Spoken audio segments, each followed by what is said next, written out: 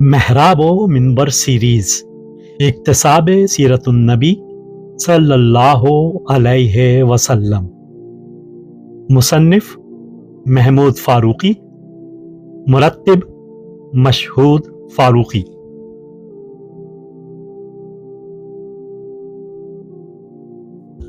آٹھواں حصہ ہجرت و غزوات اور قیام ریاست اسلامی، مصنف محمود فاروقی، مرتب مشہود فاروقی۔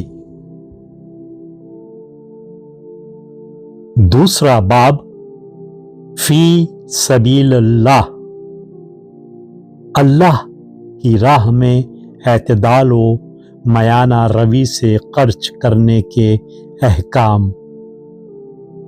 تحریر محمود فاروقی، آواز و پیشکش مشہود فاروقی۔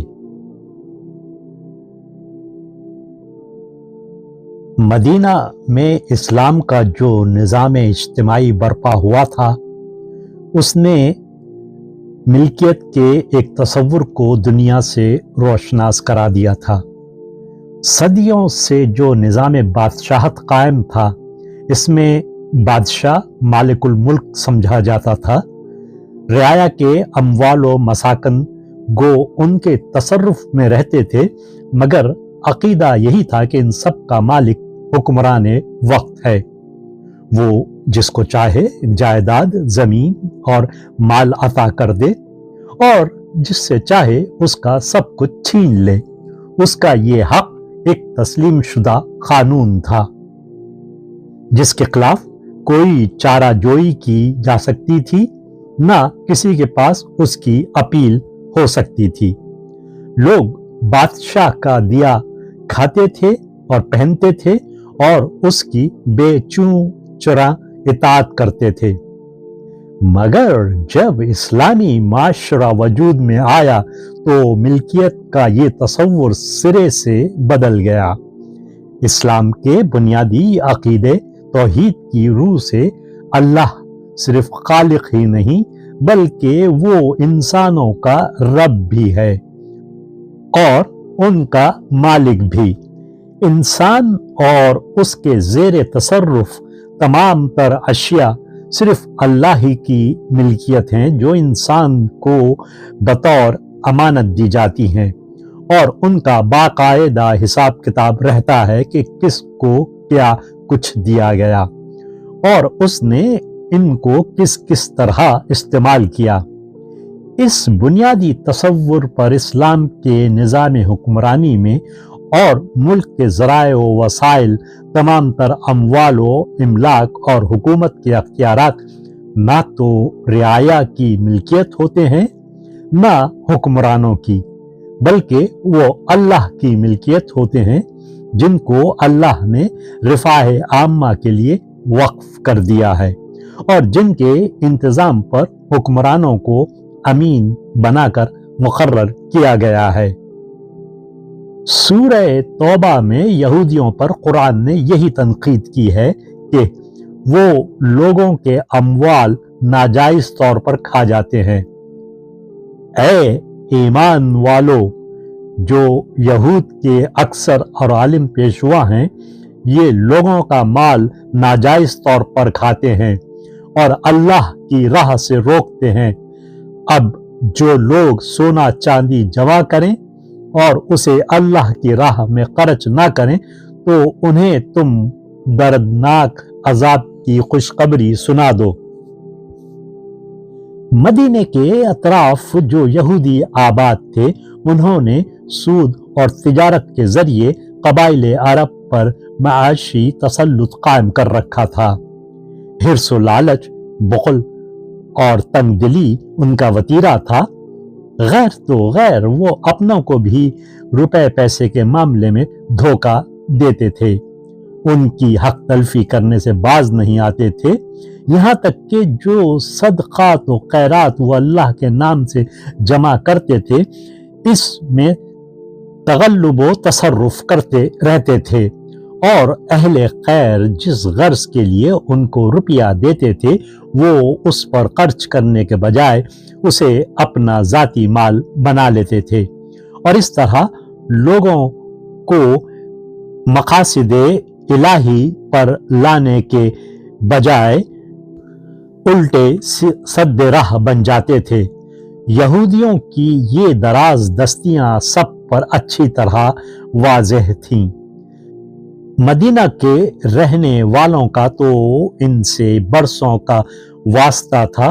वो उनके तमाम उयूब से बखूबी वाकिफ थे। यहूदियों की इस रविश के बरक्स इस्लाम ने मुसलमानों की माशरत को एक दूसरे ही ढंग पर उठाया। अव्वल तो ये अकीदा उनको जहन नशीन करा दिया गया कि मालो मता अल्लाह की मिल्कियत है।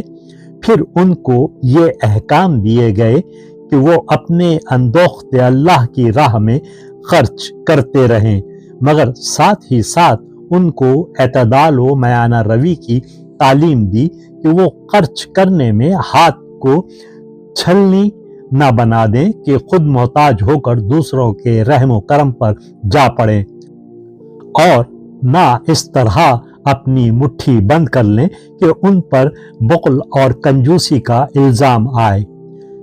सूरह बनी इसराइल में जहां इन्फाक फी सबीलिल्लाह का हुक्म दिया गया है, वहां साथ ही ताकीद कर दी गई है वो इसराफ से काम न लें।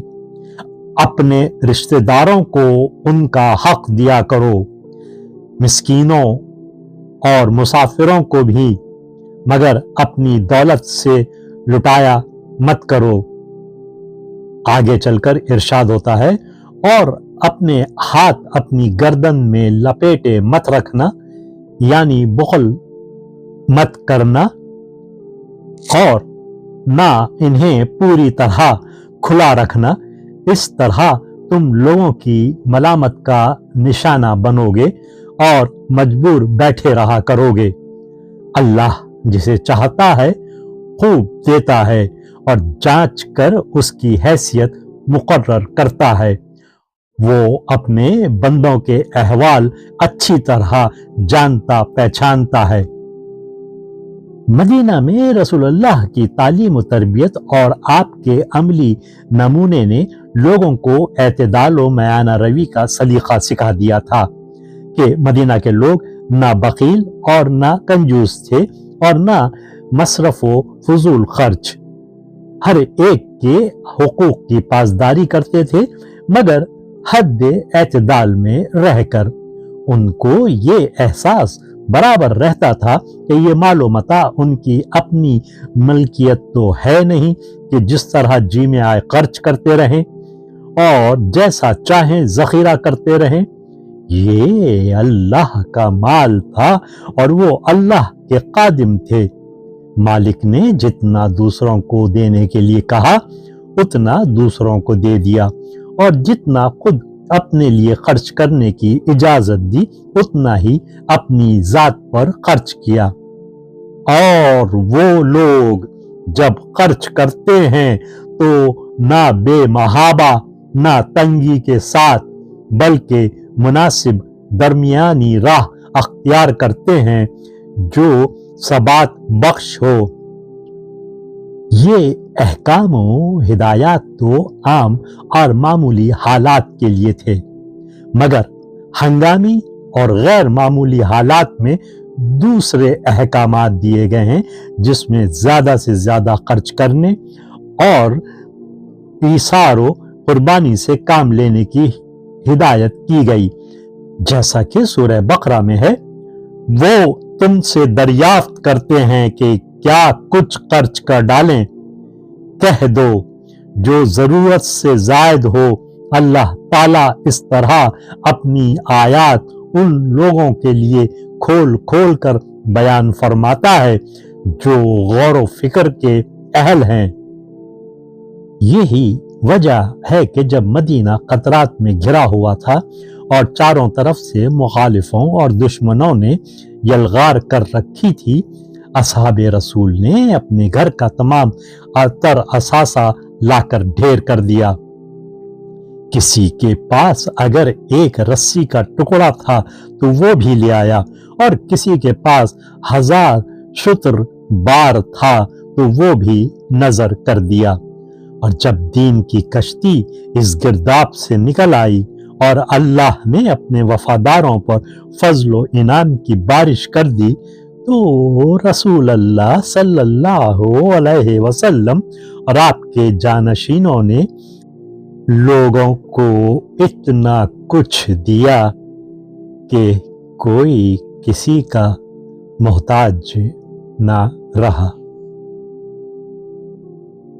वीडियो देखने के बाद चैनल को सब्सक्राइब करना ना भूलें और ताज़ा तरीन अपडेट्स के लिए घंटी के बटन को ज़रूर दबाएं ताकि हमारे मुनफरिद और पुरअसर पैगामात आप तक पहुंचते रहें। और अगर लाइक करें तो अपने दोस्तों के साथ शेयर करें। शुक्रिया।